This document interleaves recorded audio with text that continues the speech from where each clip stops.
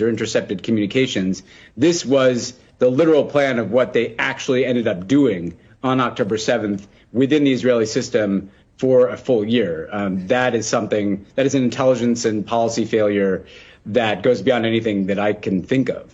There's another additional aspect to this that in some ways is even more damning, which is that at least one analyst in a unit in the Israeli intelligence system basically watched or saw that there was a rehearsal about 6 weeks before the attack, and once again basically went to a superior and said, it looks like they're rehearsing the plan from that we have, Jericho Wall, and was again, according to the reporting we have in the New York Times, encrypted emails they've obtained, basically told, don't worry about it. Right? The thing that people have to bear in mind here is that not only was there not an action taken to disrupt this, but in fact, on October 7th, what had happened is the IDF that would normally be at that border had been redirected up to the West Bank because they were busy protecting settlers, Israeli settlers who were engaging, often initiating clashes with Palestinians. So actually the border wasn't even at the normal status quo of security. It was less.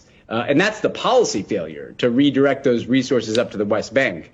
You would think that if you had this kind of planning and you were seeing this kind of activity by Hamas, we have reporting of additional warnings from Egypt and other places about this potentially. So you would think that you would be trying to do everything you could to fortify that border and at least hedge against the fact that this plan might go forward, if not try to actively disrupt it. None of that happened.